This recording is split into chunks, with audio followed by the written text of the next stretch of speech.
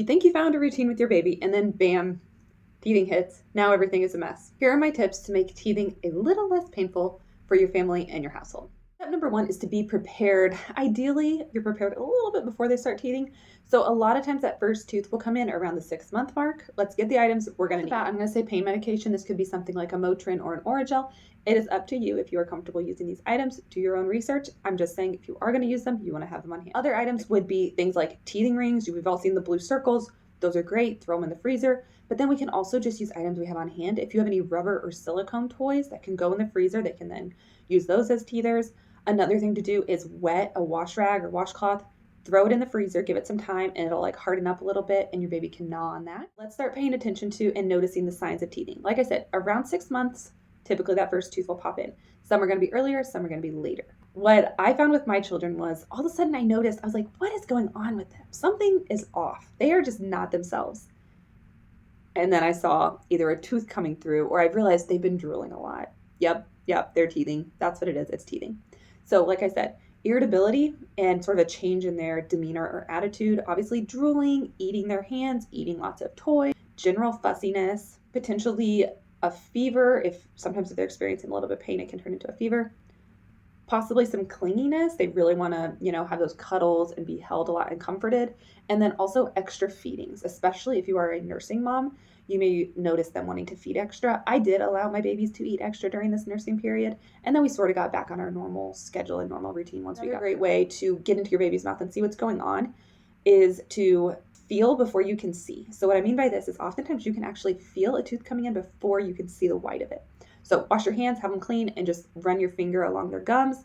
Obviously, it's going to be those front teeth that come in first. So typically you can feel it before you can see it, and this will let you know, hey, it is coming through.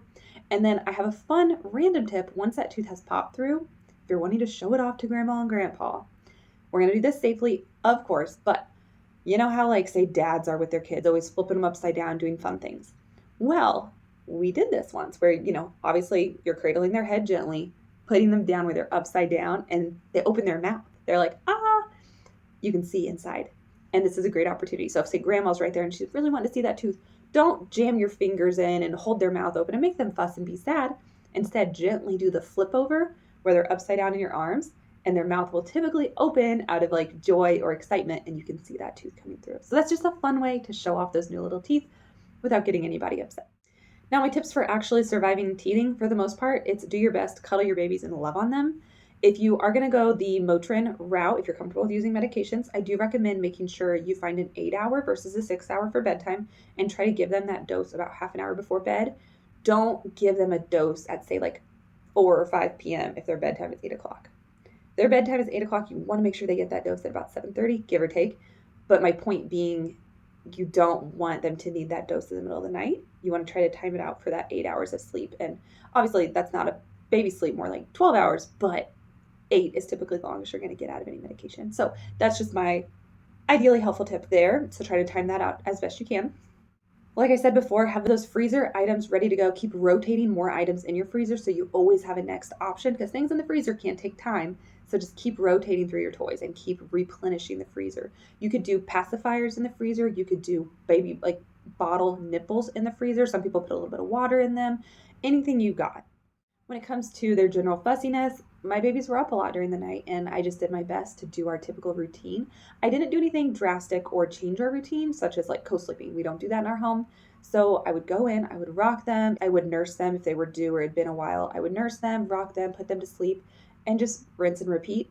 And I just did my best to stay on their routine and their habits and their consistency as good and as best as possible. I would say focus on their bedtime routine more than ever. If you use a certain lotion, or if bath time really helps them go to sleep, do a bath every single night. If you often skip, don't skip right now.